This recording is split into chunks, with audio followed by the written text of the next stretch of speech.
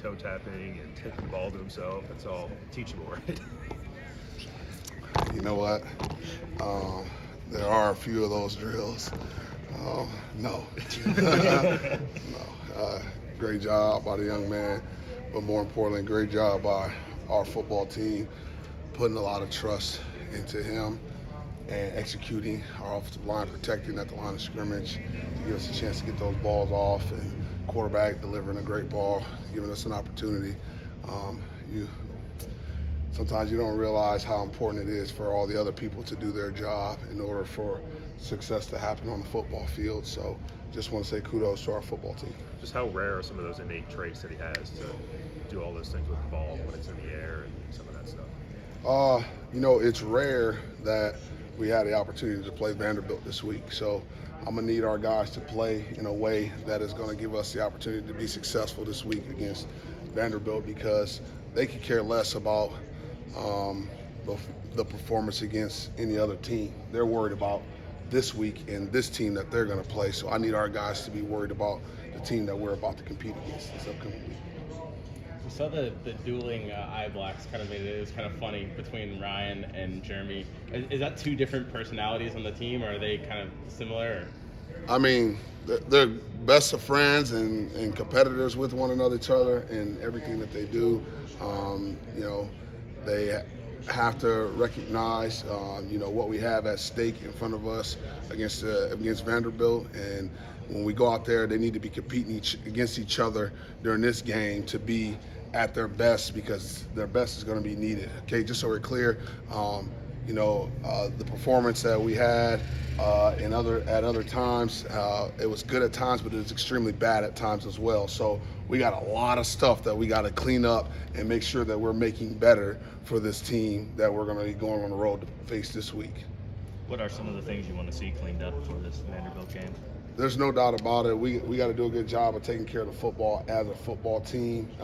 Everyone has to do a great job making sure we're taking care of the football. We got to make sure we play error-free as far as just knowledge of what the playbook is supposed to be like and what we're supposed to do, route depth and definition. All right, there's a lot of things that happen in that game that from the naked eye, and most of you won't recognize that those things occurred and we're not good and we're not successful. So I did see this, one fan tweet out, we're up 28 and Coach Shepherd's still on the sideline flipping out on the guys. And you dang on right, because there's an expectation that everything that we do on that football field is becoming of what we expect them to do on Saturdays. There's programs, a quick recruiting question, there's programs out there that, look at receivers, they're taking, the guys that are 6'4", 6'3", bigger receivers. How important is size when you look at a receiver? Is it more like the intangibles, the shiftiness, the speed? Like, what do you look for? I think the first thing you really want to look at is the character of the young man that you're going to really deal with. I think that's super important, because some of that character is going to go towards their ability to be able to learn, listen, pay attention to what you want from them. Young men who don't have great character, it's harder to get them to play early because they just are in their own mindset, and they are not coming with a mindset where, hey, I am here to learn. And guys who have that, they can learn early and play early, okay? Forget everything, not everything, but some of the things that you did in high school are not going to be viable for here in college. And I think it was Tomlin who said it, the things that you did before are not going to make you viable now. So we have to learn the things that are going to make us viable now. But certainly, I always look for guys who make people miss on film. Probably one of the hardest things to teach as a coach is making those guys miss once you have the ball in your hands. So in recruiting, those things are probably the two most important things when looking at receivers. Height, size. You look at over the course of my career, you got Roma Dunze, who's a 6'3" guy. You got Ryan Williams, a 6'1" guy, and then you had Rondell Moore, who's a 5'9.5" guy. So to me, it's about, hey, can you learn? All right, how well do you learn? All right, can you make people miss? And those guys did that at a high level, or are doing that. How have you felt about your group run blocking here recently? I felt like K-Law was a grown man out there, and he was trying to make a point that this is how you do it. And so I was very proud of how he did. Ryan Williams on one of the plays where Justice Haynes came down their sideline, blocking his tail off. The quarterback breaks the pocket, runs one time. Ryan, in the film room, he don't hardly say nothing. But I almost skipped past it. He's like, hold on, coach, run that back. And it was all about him turning upfield and going and get a block downfield. So that's the stuff that you get buy-in from that area of your game, especially at receiver. Look, at the end of the day, everybody wants the ball. It's clear. I mean, if all of them could have 40 catches a game, they would take all 40 of them and would not look beyond anything else but 40 catches. However, it's that piece of the game. When you get buy-in in the blocking scheme, that's when you earn the opportunity to get the football in your hands. And when the head coach sees it, the play caller sees it, the position coach sees it, even the defense sees your willingness to put your body on the line and block at a high level, then even they are saying, get that dude the ball. Get him the ball. He cares about his teammates, he cares about his team, and that piece of it is awesome to see from the guys. How well has your group turned the page this week in practice and focused on the next game? They don't have a choice, okay? All right? This, I hate to say this, and this may sound terrible, but this is not a democracy, okay? All right? We're going to move on to Vanderbilt, okay? All right? Nobody cares about what you did before. It is the epitome of going 1-0, which our head football coach asks us every day.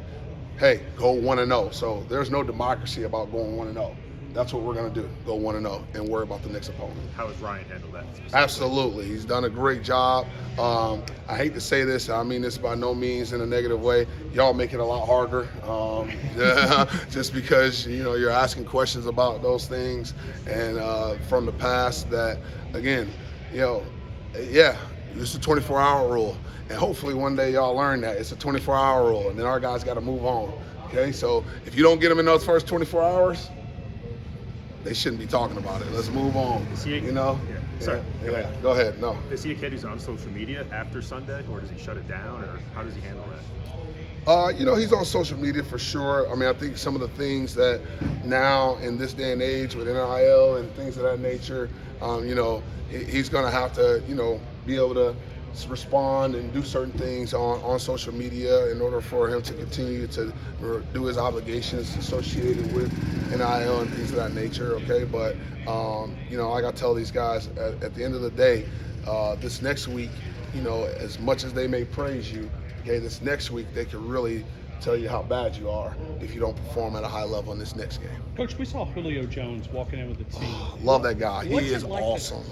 to get him to come back? Oh, unbelievable. I just respect him so much because he came to me and said, hey, Coach, I was at the last game, the game before, whatever, he came and said, hey, I was on the verge of saying something to the guys and talking to them and saying certain things to them, and I refrained from it because I just didn't want to step on your toes, is basically what he was saying. And I made it extremely clear. Okay, Julio, I played 0 snaps in the National Football League, okay? 0, okay? And you're one of the greatest wide receivers that any of them have really ever known. No, you've earned that right by what you did here at the University of Alabama and what you did in the National Football League. You would actually be doing me a disservice by not talking to them. So, no, you say whatever during the game, after the game, before the game. If you want me to be quiet, Julio, you got it. Do whatever you want to, because I just respect what he's done and what he's meant to this program. I mean, it was amazing just to meet him the first time because it's Julio Jones, man. Like, this dude, I used his film forever. There's a clip still to this day of him in the barber shop with Coach Saban, and they're talking about, hey, there were a number of kids that were getting recruited. I think Coach Saban said, I think we had 4 guys committed in the class, and you're going to be the 5th. And I was so nervous to talk to you about that because, I didn't know how you're going to feel about that. And then what did you say? And Julio said, I don't care how many guys you got in the class. I don't care how many, okay? When you come to Alabama, you're going to compete. You ain't got no choice but to compete. The guy in the chair says it. You ain't got no choice but to compete. He said, yeah, you're going to have to compete. That's what cream rise to the top. And when you talk about Julio Jones, yeah, that's the cream rising to the top. So I'm trying to get my guys to emulate the things that he did, not only at Alabama, but in the National Football League. Last two for Coach. Going back to that from a recruiting standpoint, I know I can ask you about recruit, but I mean, when you've got that many former players, NFL guys coming back on your sidelines, you see recruits out here taking selfies with it. How valuable is that? Super valuable. I mean, you got guys, current players, former players, that are just reiterating some of the same things that we're saying, you know, that the University of Alabama is special because it's the University of Alabama, and no other program is going to give you the opportunity to raise your brand and what you do than what the University of Alabama, but they're living proof of it. You know, sometimes you can tell young people something, all right, but until they can touch it, feel it, like sometimes they don't really know and understand how much of a difference the University of, hey, recruits, okay, I got all these, hey, it's different here at Alabama. On the other side of the ball, Damani Jackson got a pick. How hard is it, for your guys? How much does it help your guys to go against him in practice, given, how good of a corner he is? First of all, he did a heck of a job. Damani is kind of a chill, he's a Cali guy, San Diego, he's kind of a chill guy, works his tail off, don't get me wrong, and plays his butt off, at practice and gets out there, but he got to chill. And it was just all of a sudden this beast came out of him on Saturday that I was super excited for him, and the way he was playing, the way he was competing, the way he was forcing the issue with the other football team across from us. So I was super happy for how he played the game more than anything related to my guys, and that's kind of how I am as a coach. I just support our guys and how they play the game. Man, Schmitty, love Schmitty, man.